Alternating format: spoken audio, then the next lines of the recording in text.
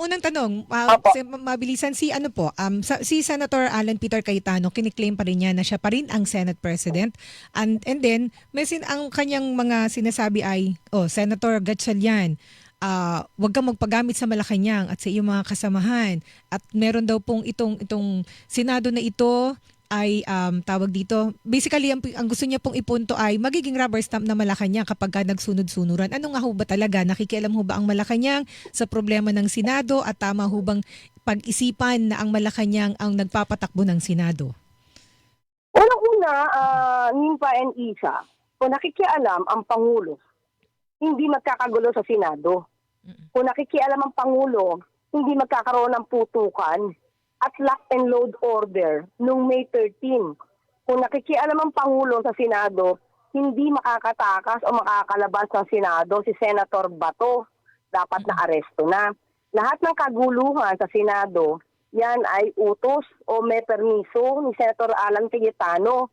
Ang lahat ng nangyari dyan, pati yung, sabi natin, pati putukan, pati yung pagboboykot, hindi po yan dikta ng Pangulo. Kagagawan po nila yan. So wag niya pong ipahid ang kasalanan niya o ang pagkukulang niya sa Pangulo. Dahil lahat po yan ay ginusto po niya at yan po ay kumbaga yung Senado at the time na nagkagulo, siya po yung pinaka-leader, siya po yung Senate President. So sa atin lang po, ang gusto niya po kasing iparating sa mga kababayan natin, siya po ang pinakamalinis at siya po yung pinakawalang dungis.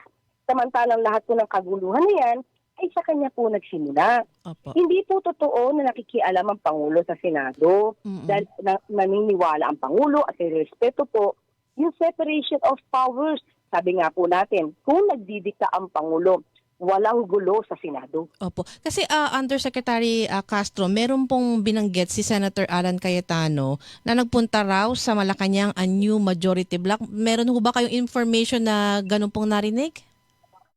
Wala po tayong makukuha pang ganyang informasyon. Siguro yan lang po ang nais niyang iparating at gawing naratibo para nga ibintang sa Malacanang ang lahat na nangyayari sa Senado. Pero sa mga kababayan natin, maging mapanuri po tayo sa lahat ng sinasabi ni Senator Alan Cayetano. Tandaan po natin, nung kagabi po siya ay nag-live stream. Ang sabi niya po, kung hindi totoo ang kanyang mga sinabi at siya nagkakamali, ituring na lang. Kalimutan na lang ang kanyang sinabi at ituring na basura. So doon pa lang inaamin niya na wala siya mga ebidensya. So saka po, kinikilala na po ang bagong liderato sa pangunguna po ni Senator or Acting Senate President Sherwin Gatchalian.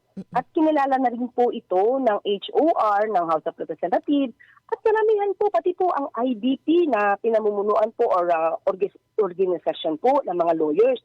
Pati yung mga dating Senate Presidents ay kinikilala na po na valid yung naging session ng June 3. So, wag na po niyang ipilit. Kasi parang wala na pong kumikilala sa kanyang liderato.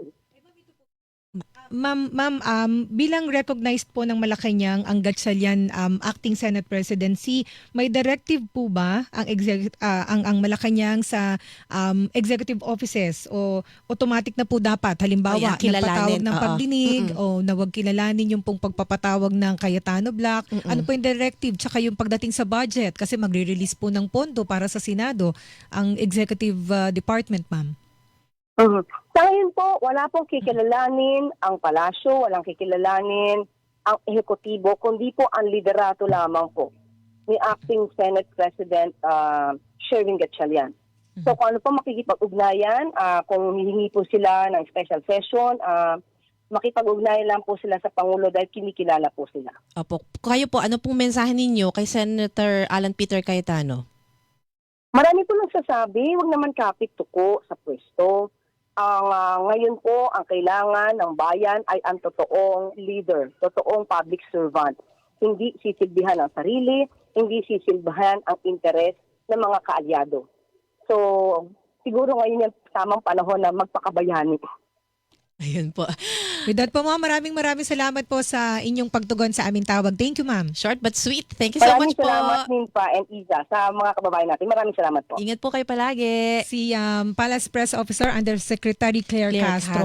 Mabilisan lang. Sinika po namin kunin ang panig po ng mga taga-minority bloc pero hindi sila sumasagot. Ako nag-request ako kina Senator Amy Marcos, Yes, Senator oo. Pia Cayetano pero regrets. Yan. So, abangan natin. Baka maglalabas din sila ng kanilang mga statement. Mga kapuso, sa Super Radio DC daw. Hilingan, walang pinoprotektahan.